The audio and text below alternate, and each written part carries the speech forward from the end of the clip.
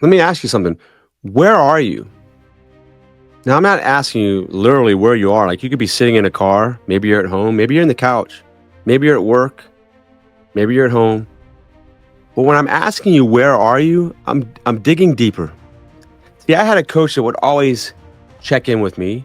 He was a former law enforcement officer, former police officer, just like I am. So he knew he could ask me this question. He's like, what's your 20?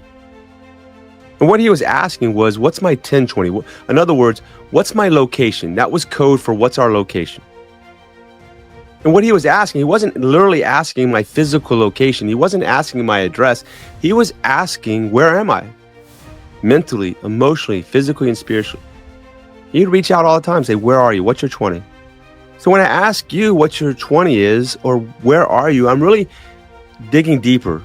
Where are you mentally, emotionally, physically, and spiritually? And the reason it was so important for us to know our 20s, because when we go into harm's way, it's important to know where we are. See, I can remember training new officers, rookies, right? Where I was a rookie, I was being trained. And the question we would always ask the rookies is, where are you? Like, where are you right now in time and space? Where are you? We could be driving to a call and en route. Where are you? I'd randomly ask, where are you? We could be walking behind a building. I look over and go, where are you? Like right now, where are you? Walking behind a building, where are you? Sitting in a parking lot, where are you? And the reason we kept asking that question, it's extremely important to know where you are in harm's way. Because if anything bad happens, if any adversity happens, then everybody needs to know where you're at. That's where the resources are going to go. That's where the backup's going to go. That's where people are going to respond to help and get you out of that bad situation. That's where the backup's going. So it's extremely important to know that when we're going into harm's way, we need to know where we are, and people need to know where we are. But what about life? What about life in general? How important is it in life? See, this is from the American Psychiatric Association. A lack of purpose or direction in life may be an important contributing factor to high levels of mental health concerns among young adults, according to a recent survey. The report, On Edge, is called Understanding Preventing Young Adults' Mental Health Challenges, and is from the Harvard Graduate School of Education. It found that young adults, 18 to 25 years of age in the U.S., they reported twice the rates of anxiety and depression as teens. 36% versus 18%. It continues, the report continues that more than half of young adults, 58%, reported they lacked meaning or purpose in their lives in the previous month. And that half of the young adults reported that their mental health was negatively influenced by this thought: not knowing what to do in my life, not knowing what to do. Importantly, the research doesn't explain how that connection is made. The lack of direction and purpose could contribute to anxiety and depression. Experiencing depression and anxiety could contribute to less motivation and participation in things that used to give purpose, or they can compound each other. It kind of reminds me of Zig Ziglar. I used to love his quote, "Don't be a wandering generality, be a meaningful specific." Be a meaningful specific. So as I dive into this discussion, here's kind of the frame. Here's the things that really stand out for me. The first thing is that truth and clarity are important in each area of life. We have to have truth and clarity in every area of life, to include our spiritual journey, our relationships, our health and fitness, the spaces we move through like work and careers and businesses, and our finances. We have to have truth and clarity. Our location in life has to be grounded in truth and clarity. We can build resilience and the ability to rise in the face of adversity if we know who we are and where we are. Being real and raw in relationships, that's the key. Having unshakable relationships are grounded in truth. In other words, the location of a relationship should be grounded in truth, transparency, clarity, power, resilience, joy, love, and peace. One of the things I used to say in the military and in law enforcement is that in chaos, communicate. When you're in harm's way, communicate. And one of the most important things you can communicate is, where are you?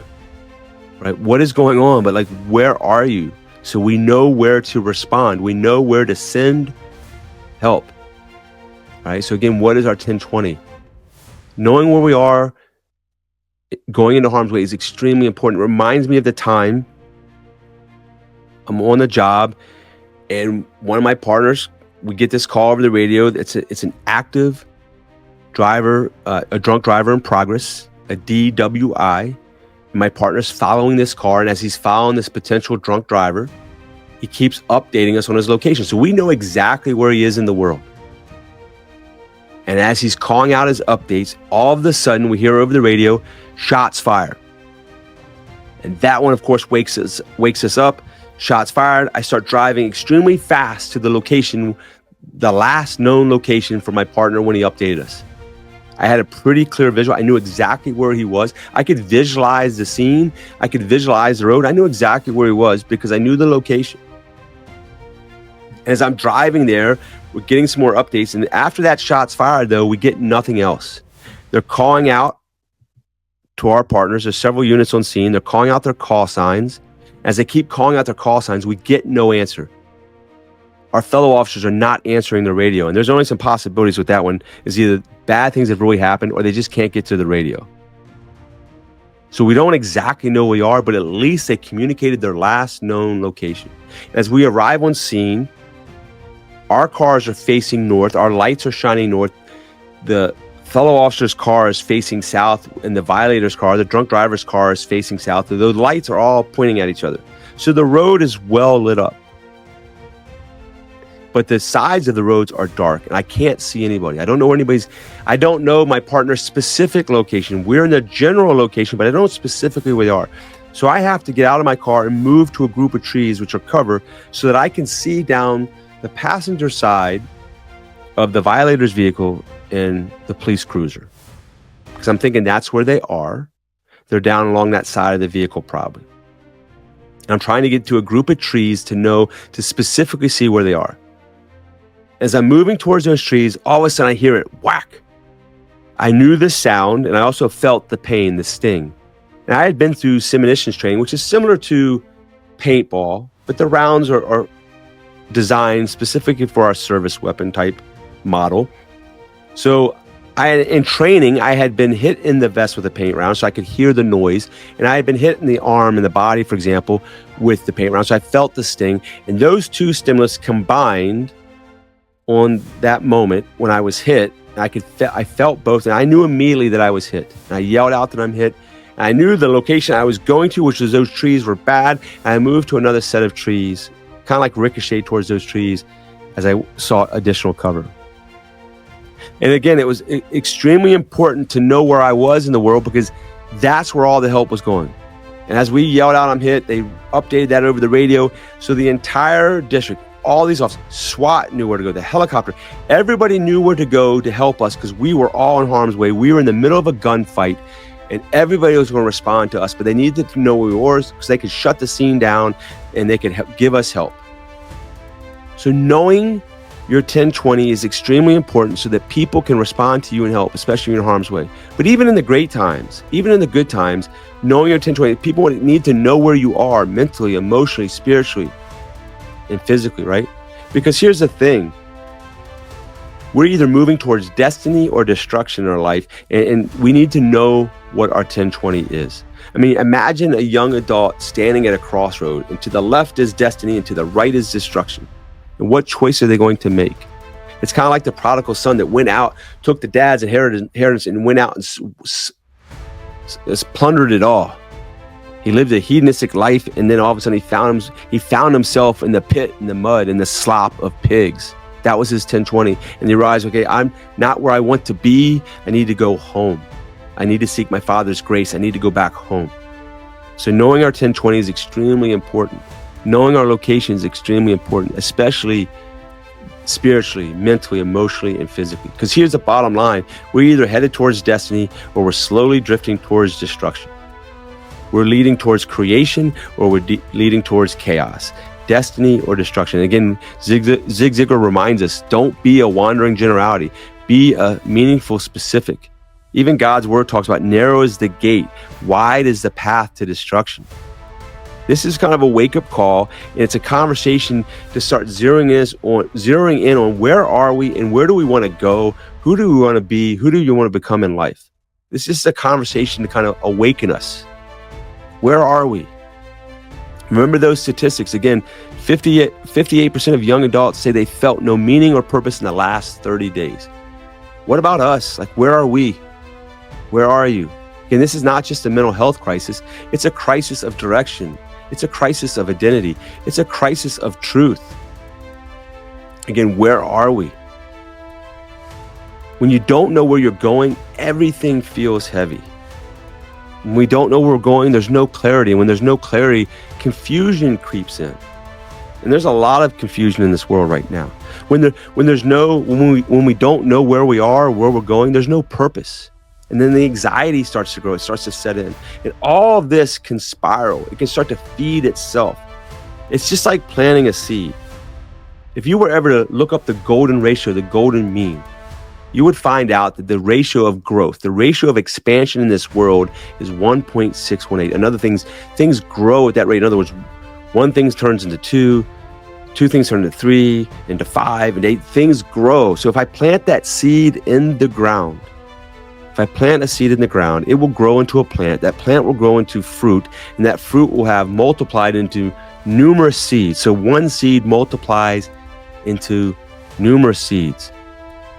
So destiny, the thoughts of destiny, the thoughts of purpose, they can grow into multiple seeds, or destruction can grow into seed. If we don't feel motivated, it's probably because we're overwhelmed. If we're overwhelmed, then we're not grounded in something bigger. And this will all compound until we feel stuck and numb or lost. But here's the key.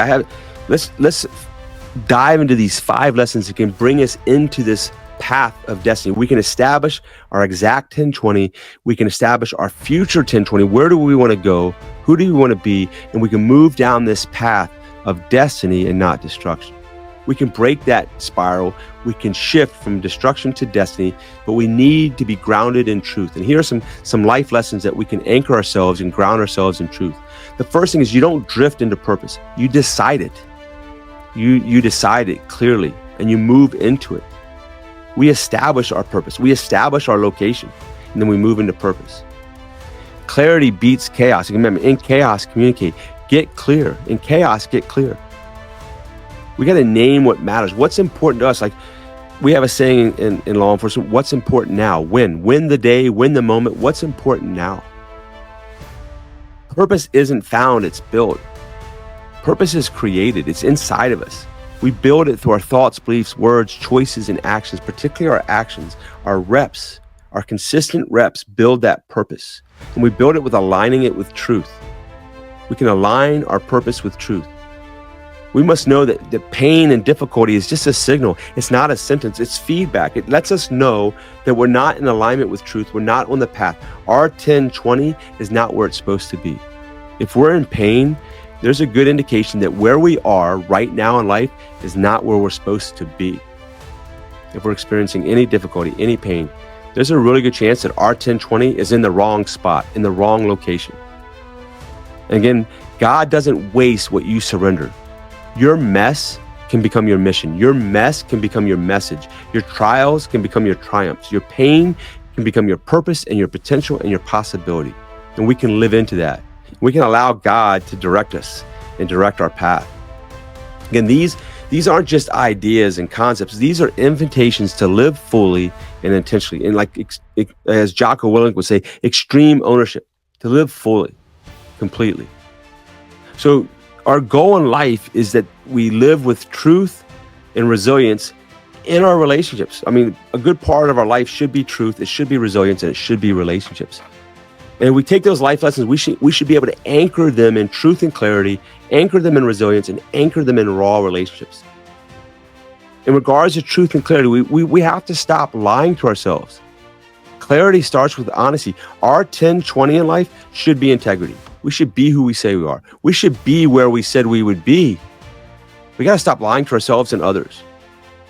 Even if it's something as simple as, if my emotional 10-20 is I'm not good, and somebody comes up to me today and says, hey, how are you? How are you doing? If I say I'm fine when I'm not good, that's a lie. If somebody asks me, how are you doing today? I should be able to go to them and say, I'm not good. My 10-20 emotionally, mentally, spiritually is not good. I'm not in a good space. I need help. I need somebody to sit with me. I need somebody to hold space for me. So truth and clarity begins with integrity. Being who we say you are begins with honesty. We have to build reps. In this, we build resilience. We build resilience through reps, consistent reps. We can build resilience in life with reps in integrity, reps in the truth, reps in being who we say we are, even when it's hard. And when we get knocked down, get back up in terms of who we are. If I make a mistake as a dad, grow and expand as a dad and become the best version of a dad as I can possibly be. Build that resilience in relationship. Again, our value is not determined times how many times we get knocked down or how many hits we take. It's how many times do we get back up? How many times do we get back in alignment with integrity? I'm out of integrity in terms of being a dad. Then I learn how to be a dad and get back in integrity and be present with my children. I'm back in integrity. I build that resilience. And finally, we have to be raw in relationships. In other words, be truthful, be raw, be real. We don't need surface level connections anymore. Our 10-20, our location in relationships should be deep and intimate. Our 10-20 and location in relationships should be deeply rooted in truth and power and grace.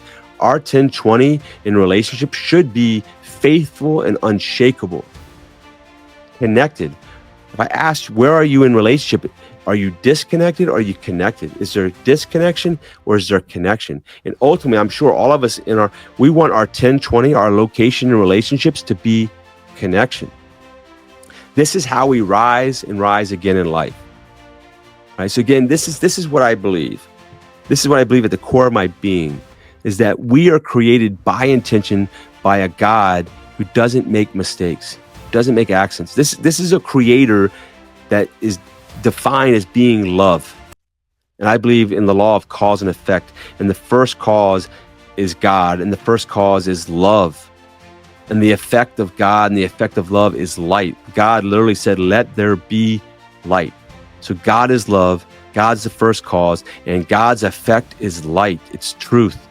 So we were created by intention, by a creator who wanted to give us this experience of creation. We're created masterfully and wonderfully in life by a creator who wants us to live into our potential and possibility. We're made by a creator who's given us the potential and possibility of serving creation with love and truth, to be a blessing to other people, to be love for other people. Our 10-20 in that creation should be truth and love and joy. It should be the fruits of the Spirit of kindness and patience. See, we were created as a meaningful, specific, unique in our purpose, unique in our calling. We were created by the Creator as a meaningful, specific, called to walk in truth, purpose, and power.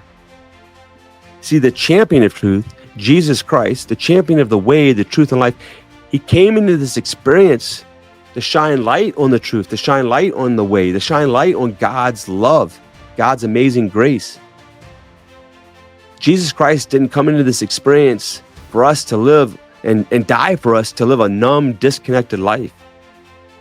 He came to this world so that we could live with abundant clarity and unshakable direction, that we could be grounded in God's truth, that we could live our lives aligned in truth, that our location could be that we're standing in truth.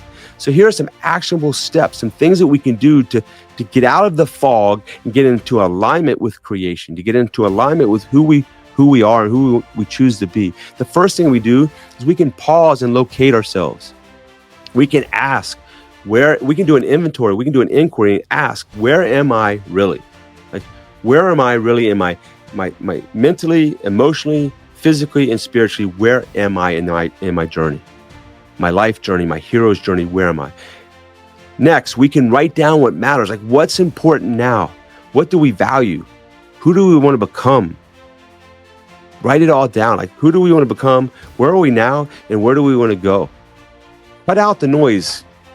Rise above the noise. See, when my boys play lacrosse, they pick that ball and they're going to move that ball or that goal towards the goal, right? They're going to try to put that ball in the net.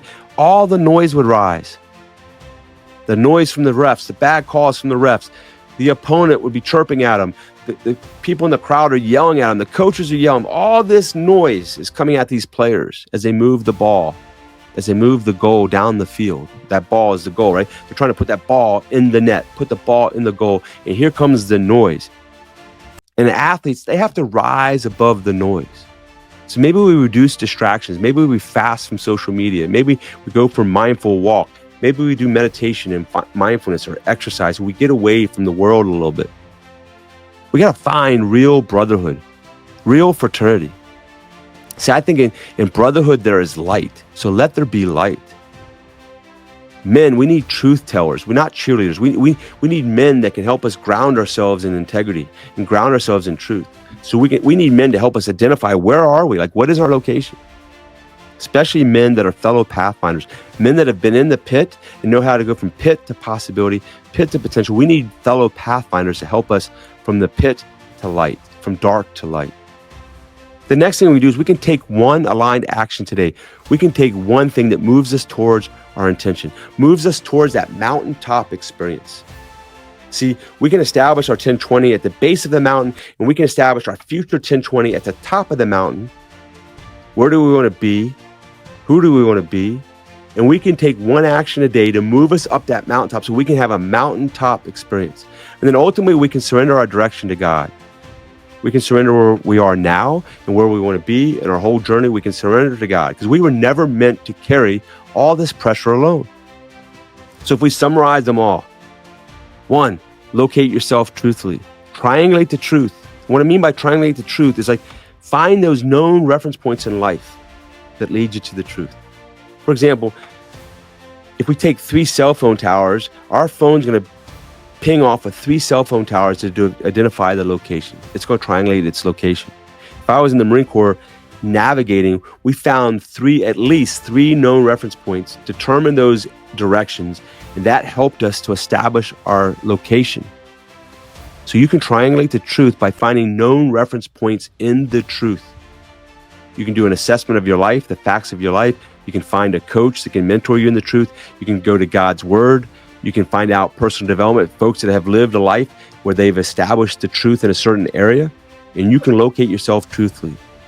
Define your values and your future self. What is that mountaintop experience? What is your intention? And then be who you say are every single day.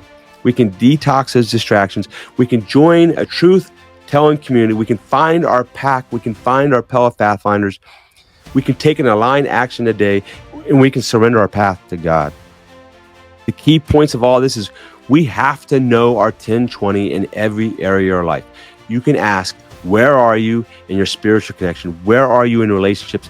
Where are you in your health and fitness, your nutrition? Where are you in your finances and wealth? And where are you in the spaces that we move through in life, through our careers, our jobs, our businesses? This is equally important. Share your 1020, your location with those that you love and trust. Be vulnerable and be transparent with everybody you love. Be vulnerable. Because here's the bottom line. Our thoughts, beliefs, words, choices, and actions, they lead to our destiny or our destruction, and people need to know where we are. See, knowing our 1020, also our location in every area of life, it builds clarity and it empowers us to navigate life's challenges, detours, and resistance, even if the resistance makes us stronger. So again, the question I have for you is, where are you? Are you on a path to destiny or are you on a path to destruction? You don't have to figure out your whole life today. We just have to stop lying about where we are. We have to stop telling stories. We have to start standing in clarity and truth. We have to start moving with intention. So I'll ask you again, where are you? What's your 1020? Where are you headed? What's guiding you? For us, like, what is driving us? Is it our ego or is it God? What is driving us? Is it our ego in creation? Are we aligning ourselves with truth and integrity, or are we aligning ourselves with self-centered, selfish ego? Are we building towards destiny, or are we drifting towards destruction? Now, if you're ready to stop wandering, if you're ready to be a meaningful specific, if you're ready to get really clear about where you are and establish your exact 1020 location and establish a future 1020 location with who you want to become, and you want to start walking in truth, subscribe, connect, and reach out to me. You can reach out to me on Instagram at Raw Talent Mindset or at rawtalent.strongside, or you can find me on Facebook at Dave Talent, right? Because here's the key. Your direction today determines your destiny tomorrow. So again, I leave you with this question. Where are you? And who do you want to become? And where do you want to go?